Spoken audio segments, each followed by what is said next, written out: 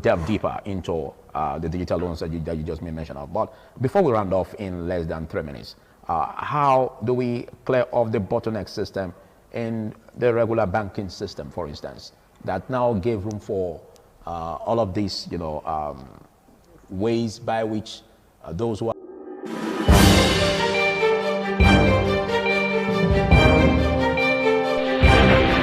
This is ITV. Certainly the best.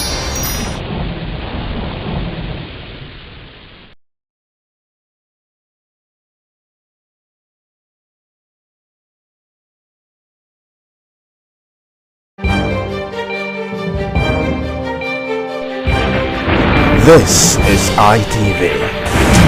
Certainly the best.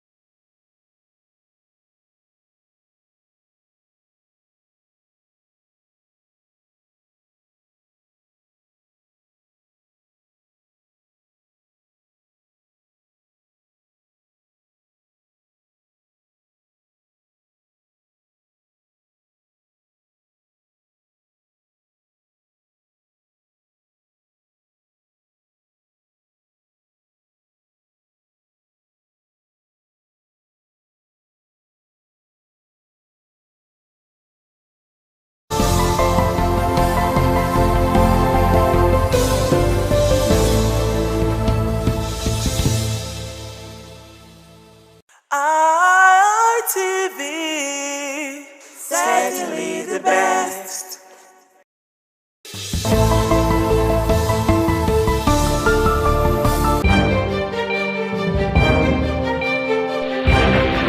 This is ITV.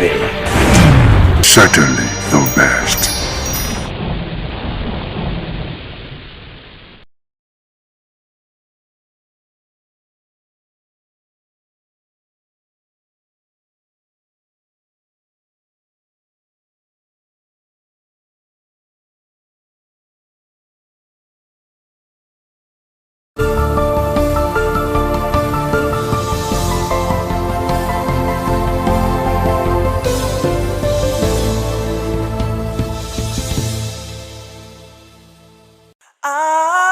ITV, certainly the best.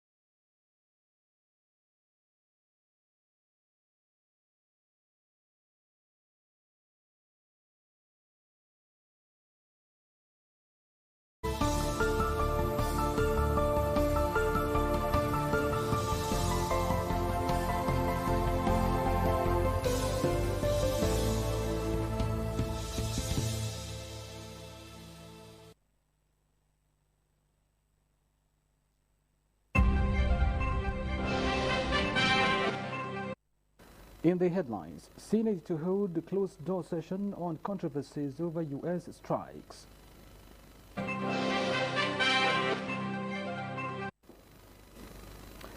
Family of Nigerian killed in Canada petitions National Assembly, demands justice.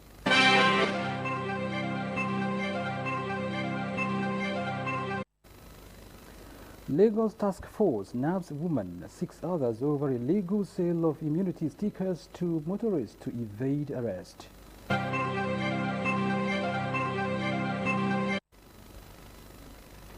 ITV and radio pledges improved service delivery as stakeholders commend station's broadcast excellence.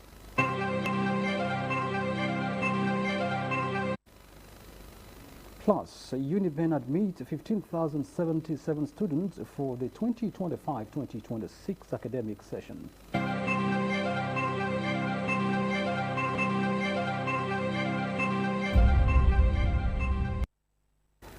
Hello there, good evening. Many thanks indeed for joining us on the news broadcast on Independent Television. I am Organic Victor, presenting from Abuja Network Center.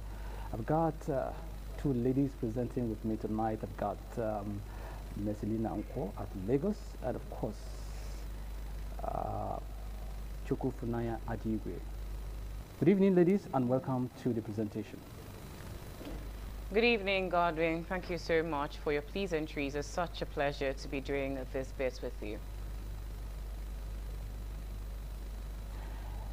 And Messilina Unko, thanks for joining me. Beautiful evening to you, Victor. Good to see you tonight. Yes, this is Victor and not Godwin, all right? Now let's kick off the news from the National Assembly, where we hear that the Senate has resolved to deliberate in a closed session over an alleged breach of Nigeria's territorial integrity following a December U.S. military airstrike on Nigerian soil. The development has raised concerns over constitutional procedure and national security oversight.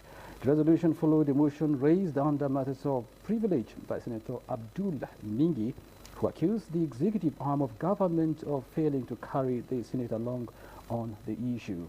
A National Assembly correspondent Charity Tanko reports that Senator Ningi insisted the United States has neither the right nor the authority to carry out military operations on Nigerian territory. Let's bring you the report.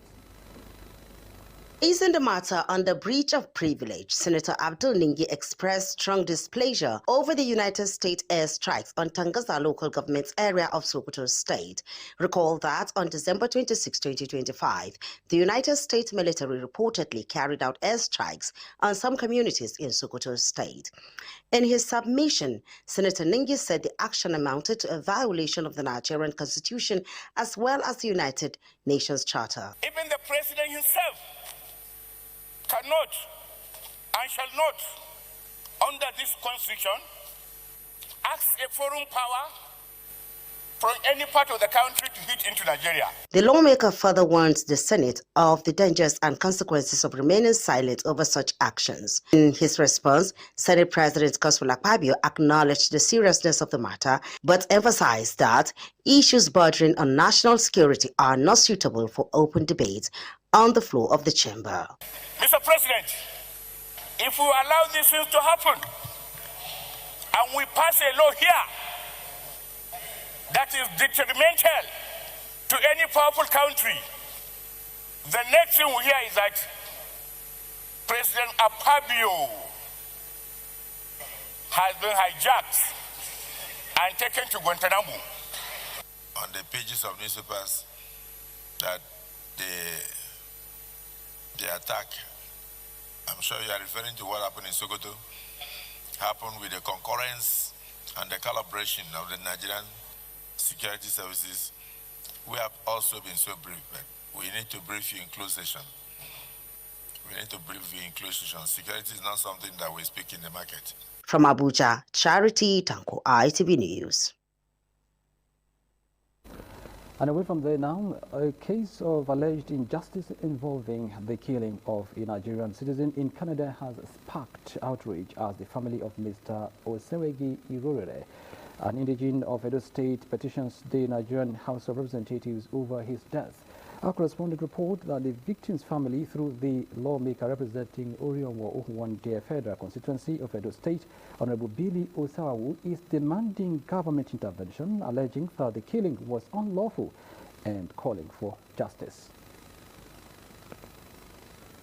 Mr. Osewegi Irorere, a Nigerian citizen, murdered by one Tyrell Gibson in a public bus near the Yorkdale Bus Terminal in Toronto, Canada on January 4, 2026. In a petition addressed to the Speaker of the House of Representatives, Honorable Tajuddin Abbas, and read on the floor of the House during Wednesday's plenary session by Honorable Billy Usawawu, the family of the deceased drew attention to the constitutional and international obligations of the Nigerian state to protect its citizens, both at home and abroad.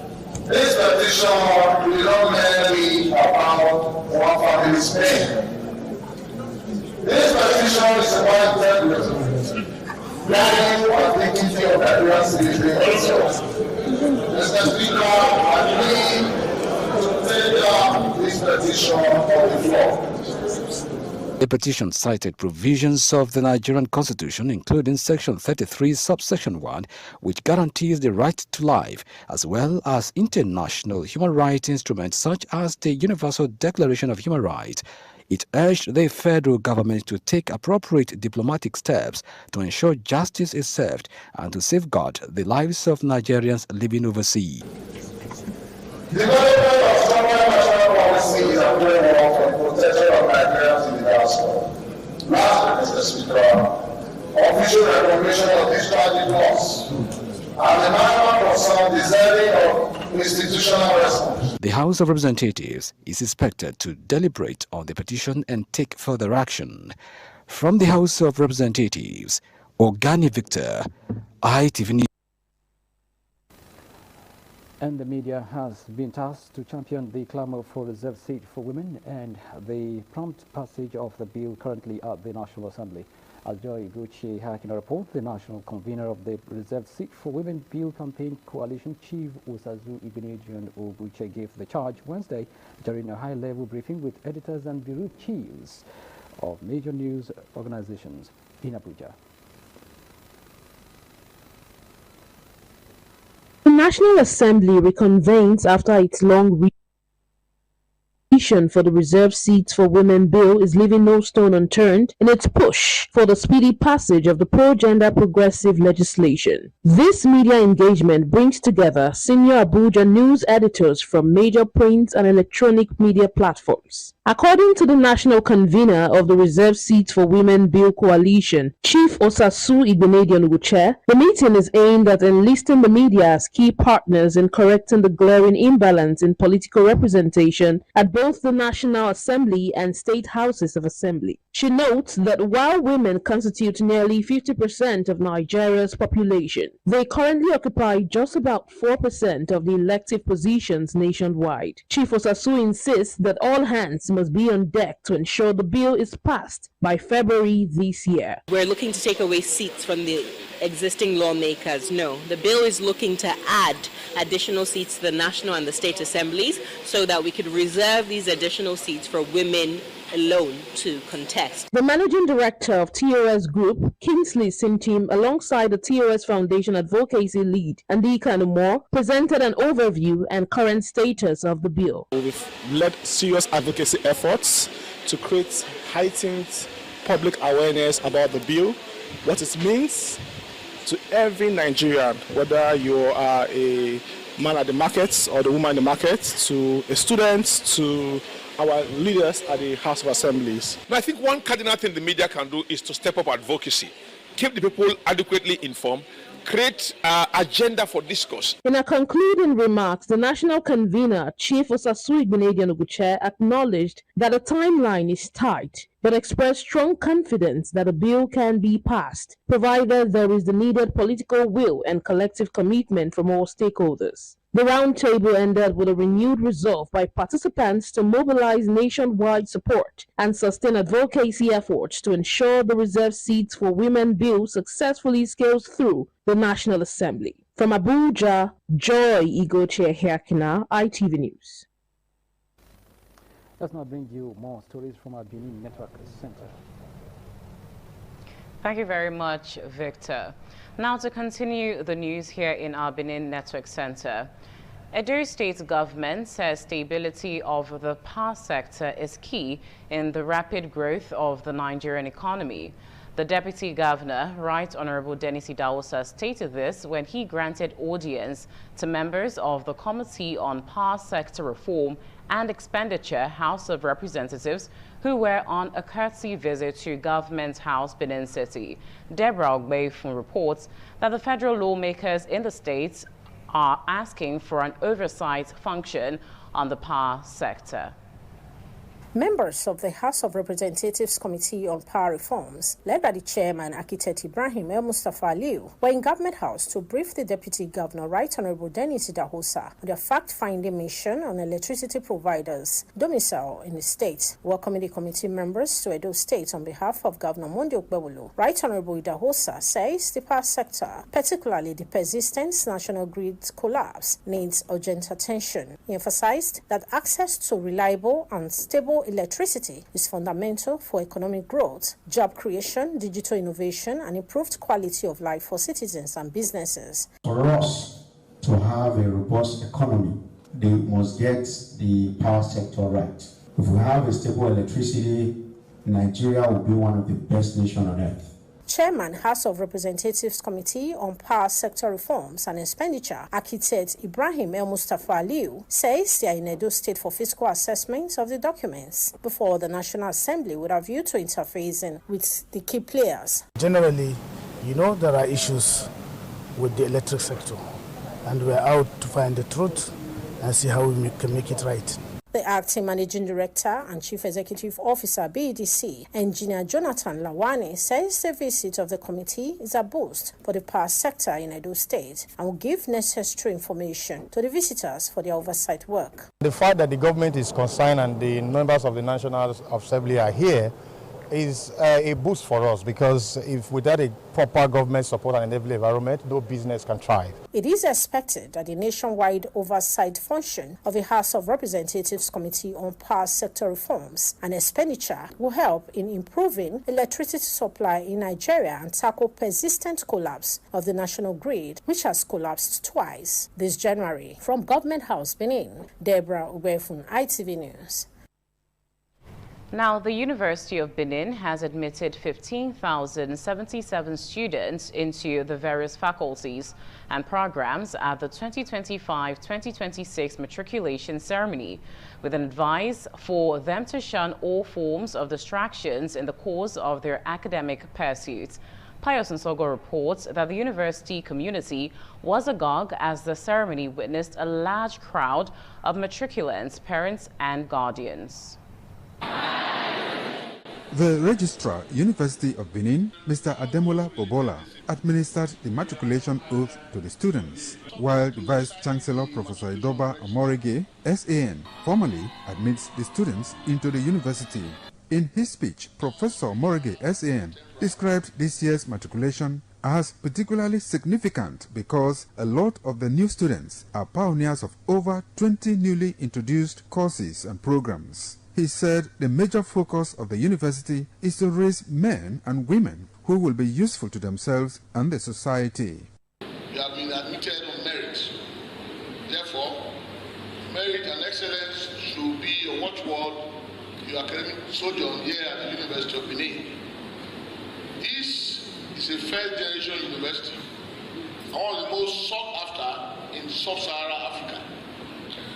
In the last 55 years of its existence, the University of Benin has strived to maintain its reputation of excellence in teaching, learning, and impactful research.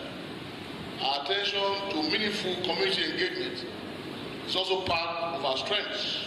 The students later filed out for the symbolic signing of the matriculation register. Some of the students expressed excitement for another milestone accomplished in their lives. I feel so good. I'm actually very, very excited. A dream I've been harnessing over the years that has come to pass. I aspire to get medicine, and I'm in medicine, and I really thank God. I'll do everything in my power, my possible best to make them proud, because it's not easy to get admission into Uniben. The large number of students admitted into the Nigerian universities on a yearly basis speaks to the need for a vibrant economy will translate into employment opportunities for graduates. From Benin, Pius Nsogo, ITV News. In another report, several complaints have characterized the delay in processing driver's license to prospective users in Benin by the Board of Internal Revenue over alleged lapses in service delivery at one of the offices on Forestry Road, Benin City. Shalom Ungara reports that a complainant said the unhealthy development needs urgent attention on renewal of driver's license. This report is presented by Joy Obaisiagmo. The renewal of driver's license in most cases is 4 years. It is the responsibility of the Internal Revenue Board to carry out the renewal service. However, some customers at the forestry office of the agency were not fortunate as they were made to go through stress following the lapses associated with the system. Some customers were scared to comment on the issue for fear of intimidation. Mr. Mashido Igage, public affairs analyst, narrated how, for a couple of days, he was made to go through hell over renewal of license. He said he arrived early but was not attended to by officials on duty, despite waiting for several hours, as his presence and that of some selected persons were reportedly ignored without any formal explanation. Mr. Mashido, however, described the development as unfair and contrary to acceptable public service standards. There are individuals that I met in this office yesterday who claimed to have been here, coming here every day for the past 1 week. Some said 2 weeks, some said a month, and they have not been captured. This is wrong and this is bad.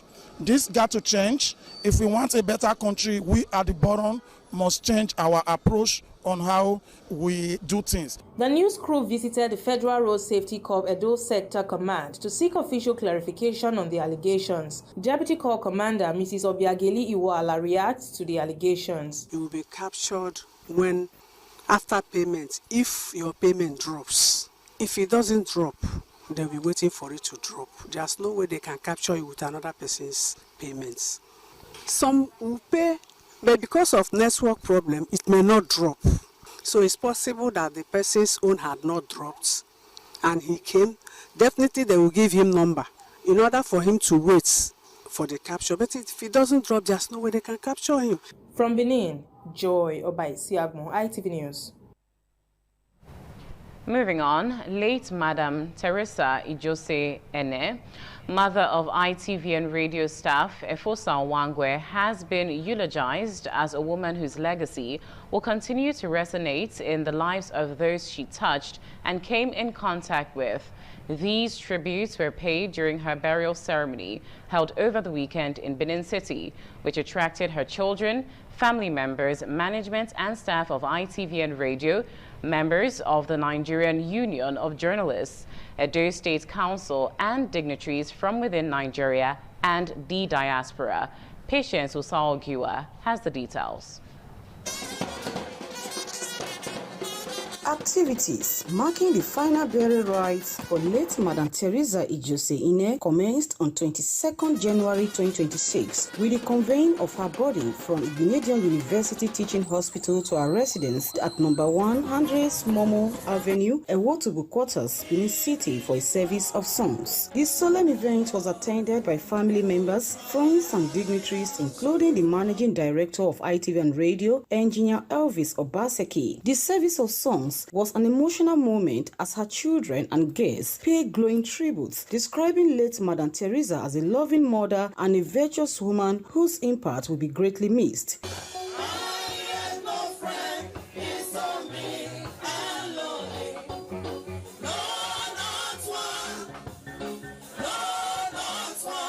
The burial ceremony was rounded off with a social reception held at the University of Benin Ekewan campus field, where children, family members, friends and management and staff of ITVN Radio, led by the Executive Director Operations, Chief Elder Ogbedo Nwose, gathered to celebrate the life and values of the deceased.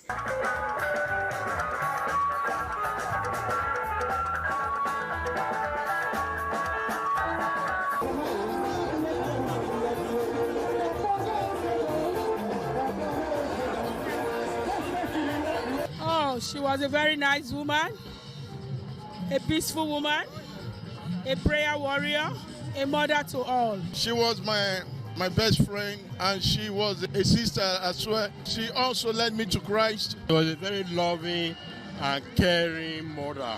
She was a good Christian and a prayer warrior for that matter. My late mom, she was my best friend, my confidant.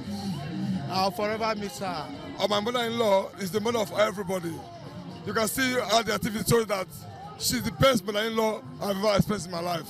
Full staff of ITV are here to show solidarity to one of our own, that he's being surrounded by friends and well-wishers to give the last respect to his mother. Efosa's mother is a mother to me as well. She's a woman that has done a lot up to the time she passed. Very strong, very supportive. They should live the way their mother lived.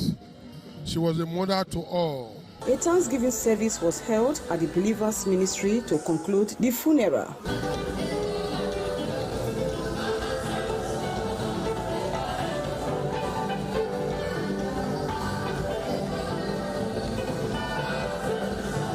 Madam Teresa Ijose Ine, who passed away at the age of 81, is survived by children and grandchildren. From Benin, Patience Osaugiwa, ITV News. It's the news broadcast on independent television, and we now link you up to our Lagos Network Center for more stories from that axis. It's up to you. Many thanks, Victor. From our Lagos Network Center, Lagos State Police Command says it has arrested one suspect in connection with the bomb threat message circulated on 21st of January 2025, targeting 3 schools in Ikeja and 1 in Obombo area. The State Commissioner of Police, Jimon Moshood, during a press conference at the command's headquarters in Abuja, said that it has arrested 21 suspects involved in conspiracy, kidnapping and robbery at Idemu, Alimosho area of the state. Igbuji Ikwara has the details. Briefing newsmen on the fight against criminality, Lagos State Police Commissioner Jimoh Moshood said for the period of December 2025 to January 2026, officers of the command effected several arrests and recovered 25 vehicles allegedly stolen, unlawfully removed from motor parks, fraudulently converted or smuggled. He said suspects were arrested for offenses including conspiracy, robbery, armed robbery, stealing, assault, occasioning harm, and threats to life across multiple operations. Taken away, mostly from where park overnight, because some people, because there's not any space in their compound, they leave their vehicle on the streets. On the bomb threat, the CP said the command, acting swiftly through intelligence gathering and digital forensic investigations, officers of the command apprehended one suspect in connection with the incident. He said during interrogation, the suspect claimed that he had lost his mobile phone prior to the period the threat was issued, and that further investigations established that the same mobile phone line was actively used by the suspect to communicate with members of his family during and after the period. But I'm happy to tell you that the main suspect that we are looking for, who is Kosiso Chukwem Nenyem Ogumo, has been eventually arrested. The CP said 21 vehicles, 21 bundles of suspected fake US dollars, 12 bundles of suspected fake euros, and several arms and ammunition were recovered from the suspect. From Lagos, Igbuji Ikwara, ITV News. Moving on, Lagos State Tax Force said it has apprehended a woman identified as Alimat Yusuf Edo, also known as Ashabi Alagbu, along one Ola Sanjay, Aliyu, and other individuals who are currently at large for their alleged involvement in the illegal sales of stickers to commercial vehicles and unpainted vehicles, popularly known as Kabu Kabu, as a means of evading arrest and sanction after traffic violations within the Lagos metropolis. The agency said the arrests were carried out across several strategic locations, including Oshodi, Isolo, Mushin, Apapa, Maltu, Apapa Expressway, Yanokbaja, Abulegba, Ilegbo, and other parts of the state to track down their agents and distribution channels.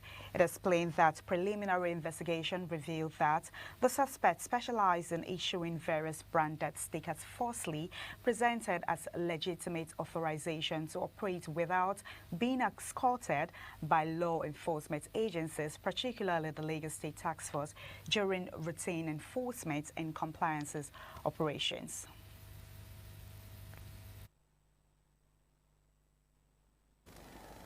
Thanks indeed for that story from Lagos. About time we took a break now. When we return, there will be more stories. Please stay with us.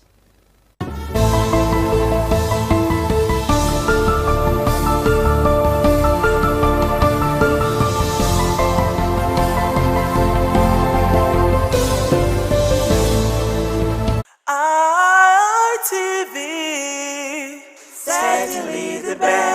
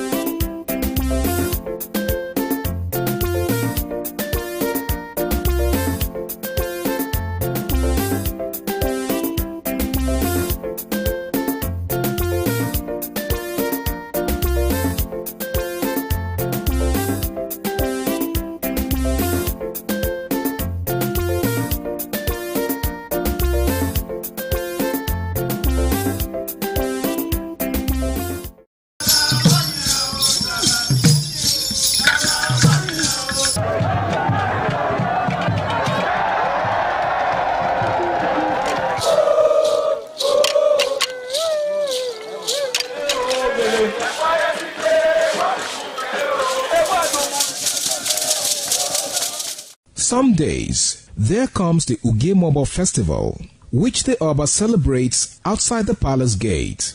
A pavilion is built of red cloth where rites are performed to drive away all evil spirits still unsatisfied by the year's sacrifices. The Ugemobo Festival is to commemorate an event in Benin history which dates back to 1504 AD.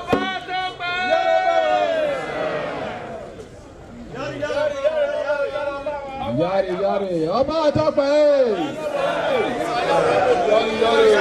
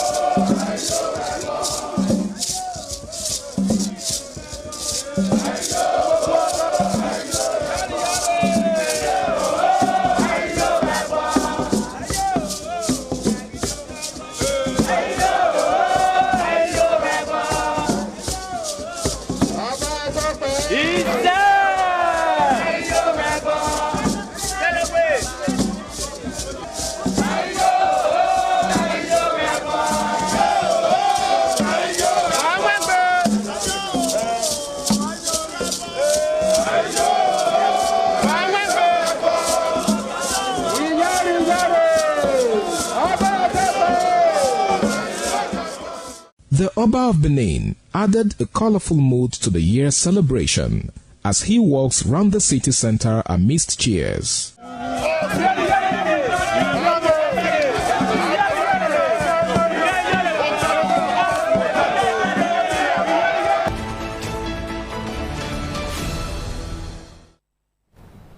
Welcome back, and if you're just joining in, you're tuned into the main news on Independent Television.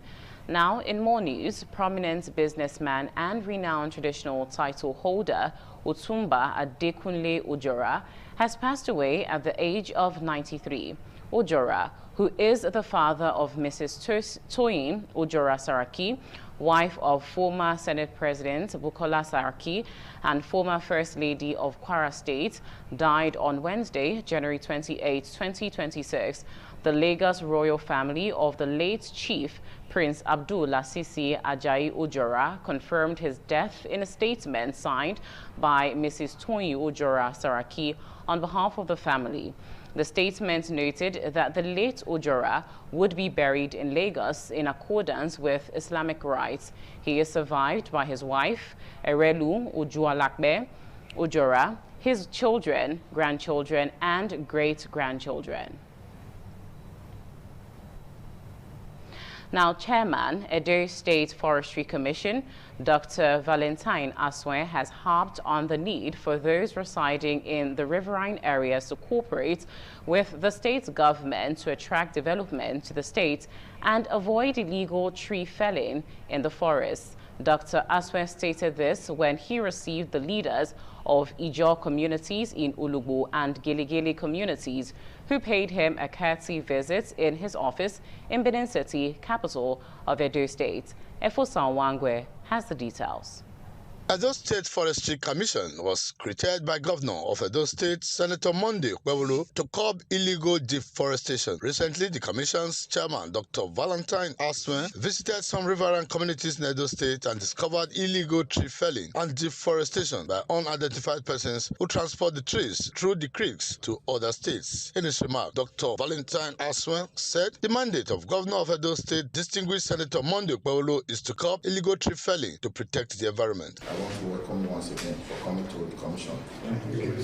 And according to your assurance and discussion, you have also highlighted the need for us to embark on massive planting to help conservation of the landscape in that area.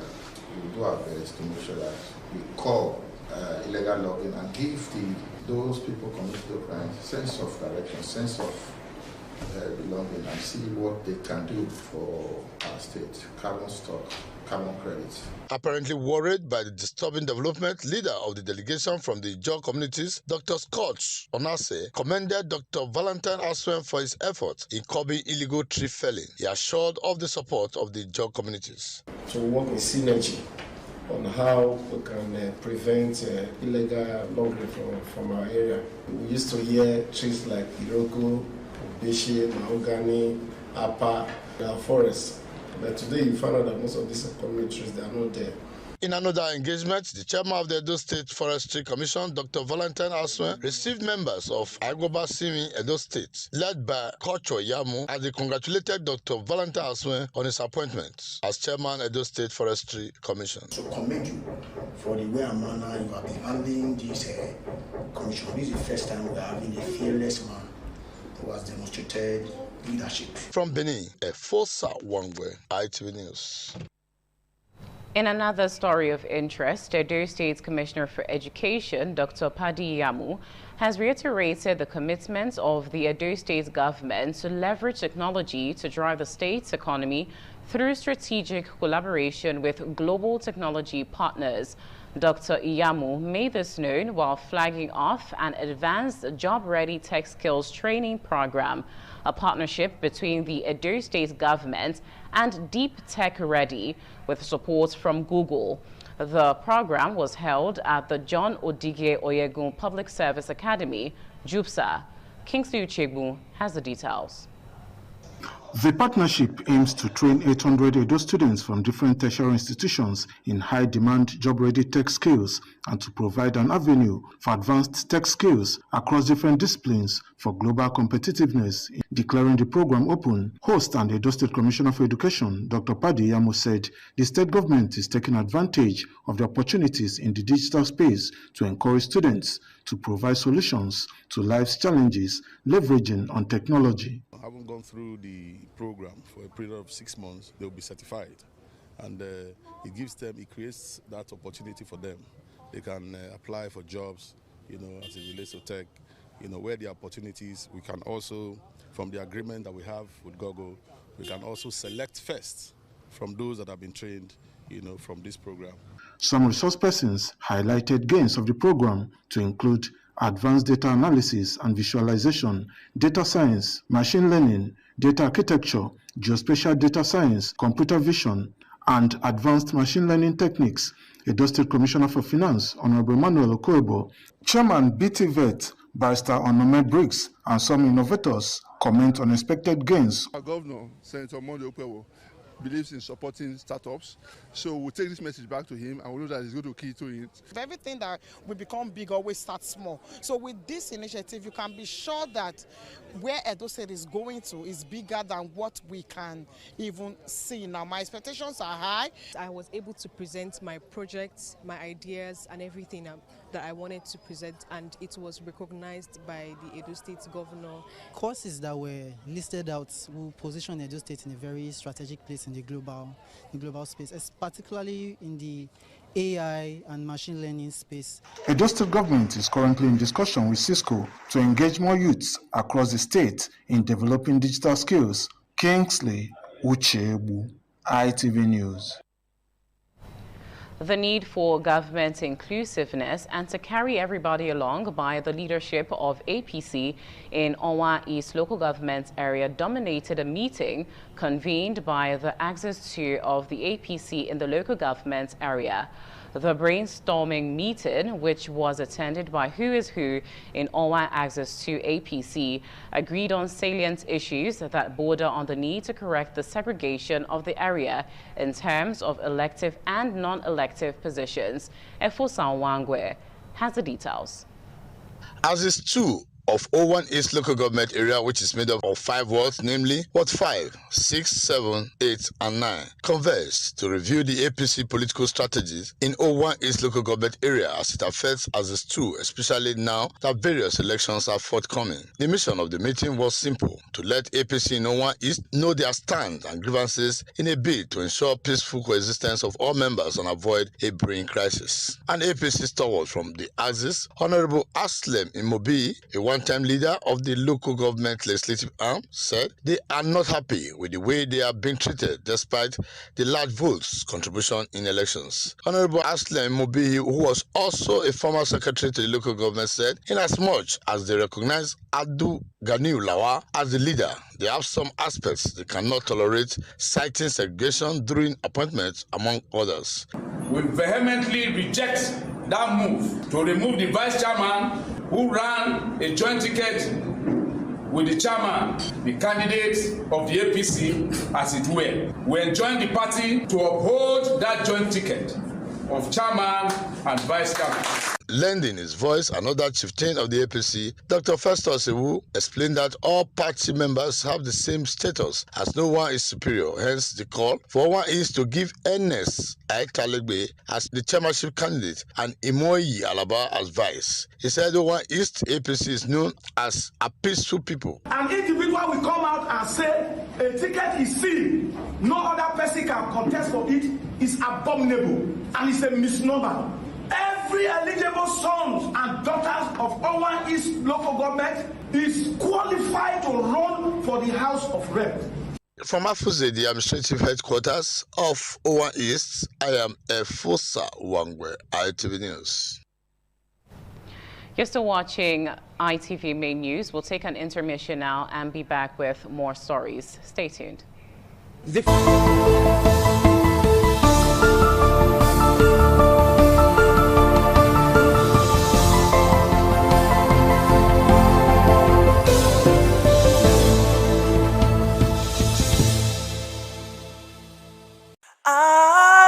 ITV, certainly the best.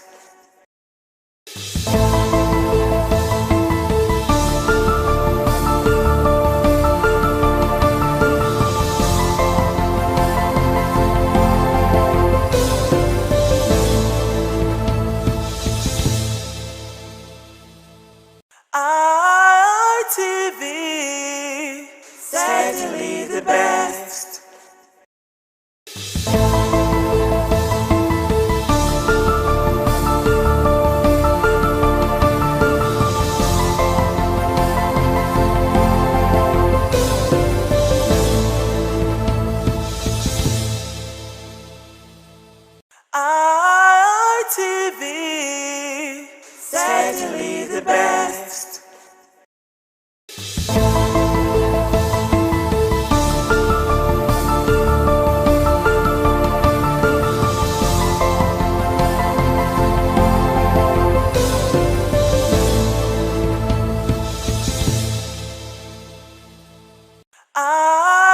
RTV, certainly the best.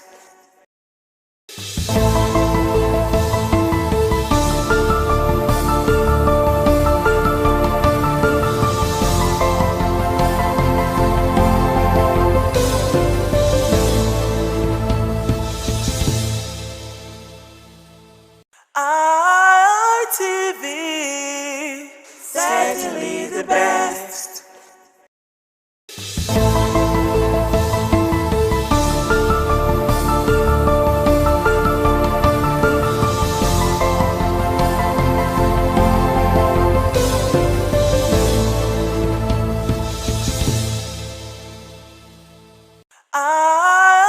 RTV, certainly the best.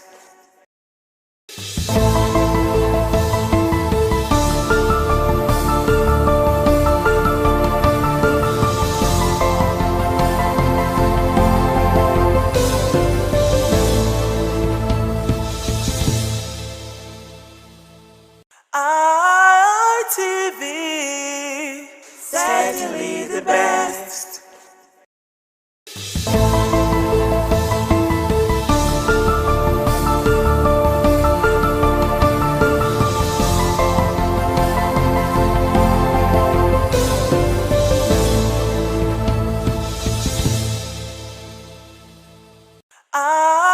RTV, certainly the best.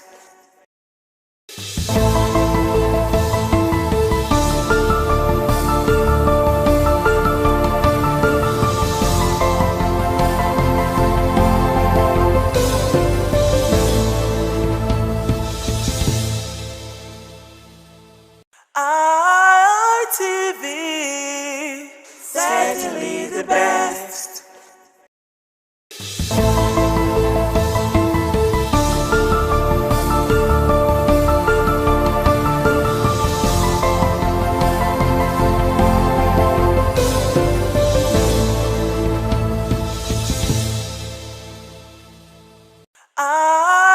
RTV, certainly the best.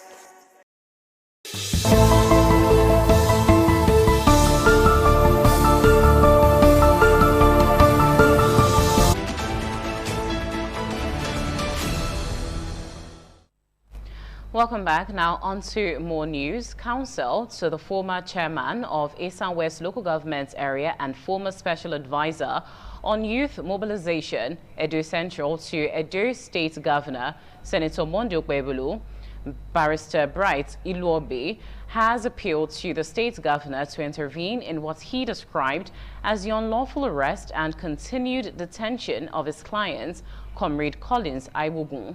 Addressing journalists during a press briefing in Benin City, Barrister Iluobe said Comrade Aibogun has been in detention since January 11, 2026, following his arrest by operators of the Department of State Services, DSS, and his subsequent transfer to the Criminal Investigation Department, CID, of the Edo State Police Command. Patience Usaogua has the details of this report.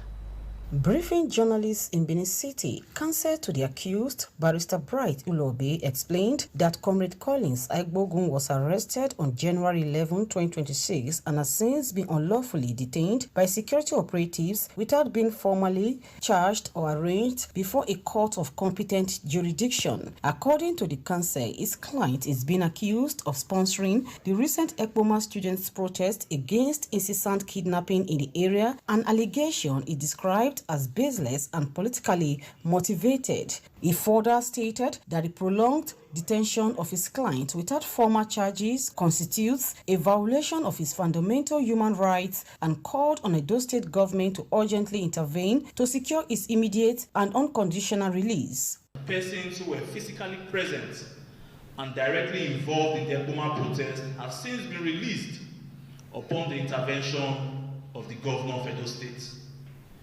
The continued detention of our client, Honorable Collins Ekpogun, who was verifiably in Benin City at the material time, is, to our mind, discriminatory, disproportionate, and legally unjustifiable. Also speaking at the briefing, the accused elder brother, Mr. Tom Aigbogun, alongside his wife, Mrs. Vivian Aigbogun, passionately appealed for mercy, describing the situation as distressing and emotionally draining for the family. We are making a plea to the executive governor of Edo State to please have mercy on my brother. He should please look into this issue and ensure that my husband comes back home. Barrister Uluobe warned that should the continued detention persist, the legal team will not hesitate to institute appropriate legal action against the relevant authorities. From Benin, Patience Osaugiwa, ITV News.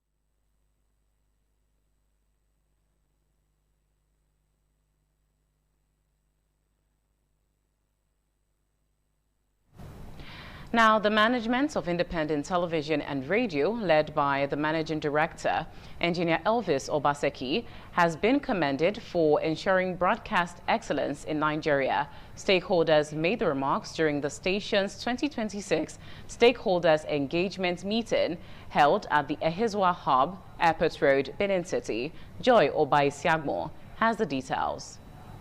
The annual ITV and Radio Stakeholders Engagement Meeting provides a platform for the station to receive feedback from stakeholders and clients on ways to improve service delivery, while also expressing appreciation for their continued patronage over the years. On Wednesday, the chairman of the organizing committee and general manager, Group Commercial Services, Mrs. Odun Balogun, thanked stakeholders and clients for their unwavering support and patronage. She outlined the services offered by Independent Television and Radio, which has endeared the station to the society. Your partnership is incredibly important to us, and we cannot take it for granted as we are poised to serve you better.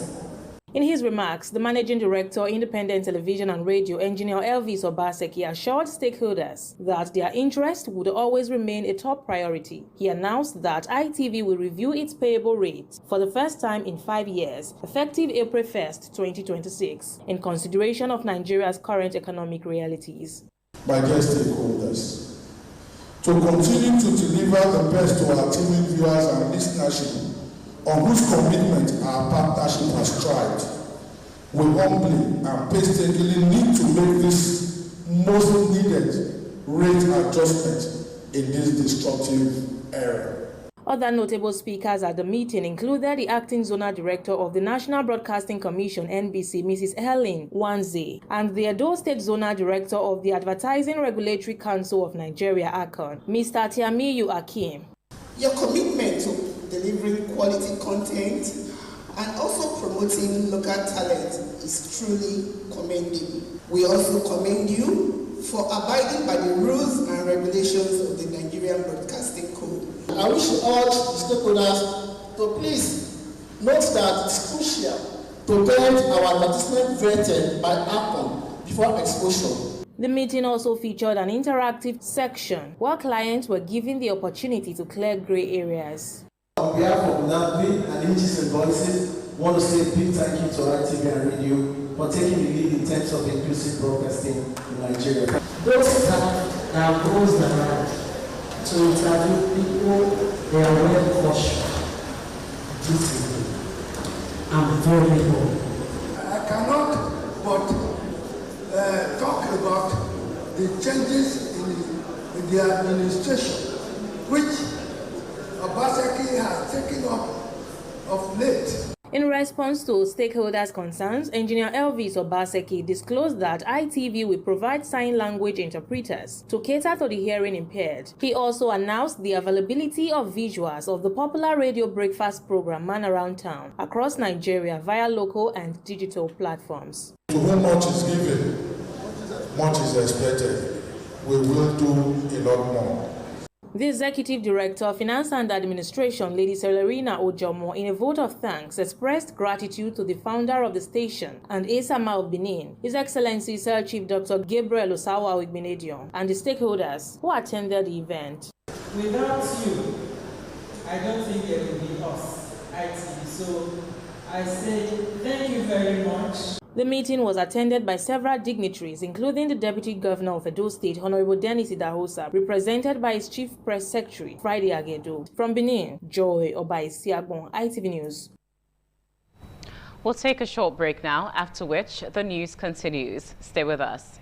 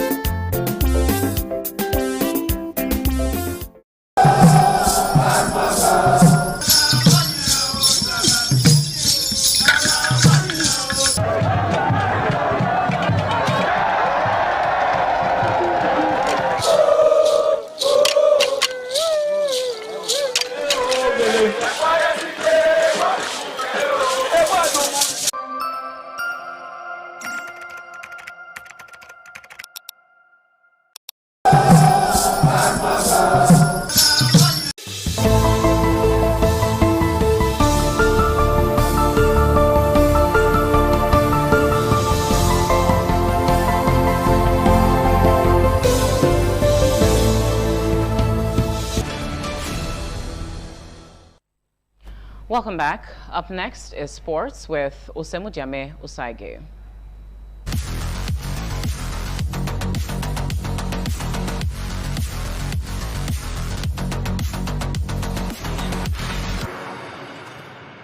England striker Tammy Abraham has completed an £18.25 million return to Aston Villa from Besiktas. The 28-year-old has signed a 4.5-year deal at the Premier League title challengers as he moves back to England for the first time since joining Roma in 2021. Abraham was on loan at Besiktas from Roma, but the Turkish club activated their buy option on Monday for £11 million, so Villa will pay the fee of £18.25 million to them. Villa boss Unai Emery had been looking for a striker to support Ollie Watkins and has a long-standing interest in Abraham, who had a loan spell at the club in 2018-2019 and helped them earn promotion from the championship with 26 goals in 40 games. And in tennis, Novak Djokovic's bid to make more tennis history is still alive as he moved into the Australian Open semi-finals after Lorenzo Musetti retired injured when leading by 2 sets. Djokovic, aiming for a standalone record 25th Grand Slam singles title, was error-prone against the inspired Italian in front of a stunned crowd. Musetti was 6-4, 6-3 up and looked set for the semi-finals when he pulled up early in the third set. Djokovic will need to be at his best in Friday's semi-final against Jannik Sinner, who has won 6 of their past 7 meetings. Two-time defending champion Sinner had some physical struggles but was good enough to beat Ben Shelton 6-3, 6-4, 6-4 in the other quarter-final. And that's it from Sports Desk. I'm Osemujame Osaige.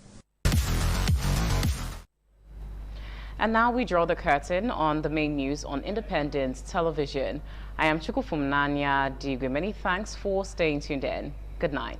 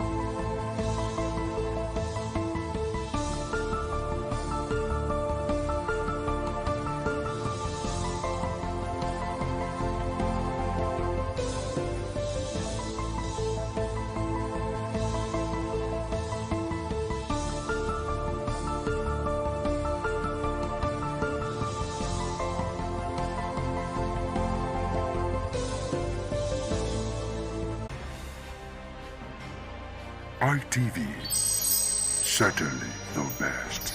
ITV, certainly the best.